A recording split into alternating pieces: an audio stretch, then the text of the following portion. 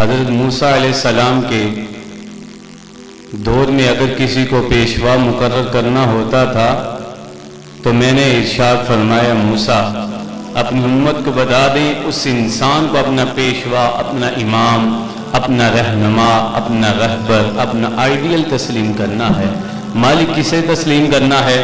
فرمایا جس کے پاس دو چیزوں کا علم موجود ہو اس انسان کو اپنا قائد، اپنا امیر مقرر کر لینا ہے۔ مالک کون کون سا؟ فرمایا دو چیزیں اس کے پاس موجود ہونی چاہیے، اس کے پاس اپنے نبی کی کتاب کا علم موجود ہونا چاہیے، دوسری اس انسان میں یہ چیز موجود ہونی چاہیے جب بھی اس پہ مشکل آئے وہ اس پہ ہمیشہ صبر کرنے والوں میں شامل ہو جائے۔ فرمایا جس میں یہ دو چیزیں ہوں گی نا تو پروردگار ارشاد فرماتا ہے وہ اپنی امت کا امام بن سکتا ہے۔ ایک تو اس کے پاس کتاب کا علم ہونا چاہیے، دوسرا وہ صبر کرنے والا ہونا چاہیے۔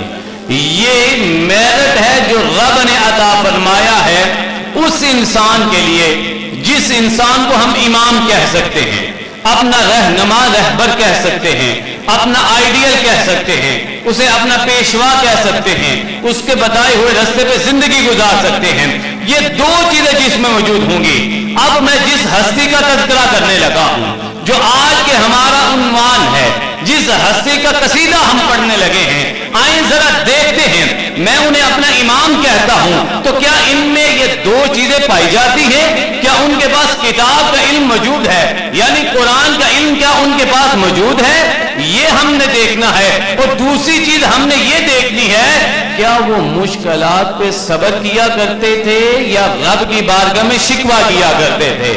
جب یہ دو چیزیں لے کے میں درِ زہرہ بطول پہ پہنچتا ہوں، دروازے پہ دستک دے کے التجا کرتا ہوں، کیا اس گھر کے پاس قرآن کا علم موجود ہے؟ کیا اس گھر والے جو ہیں وہ صبر کرتے ہیں کہ نہیں؟ تو میں حیران ہو جاتا ہوں۔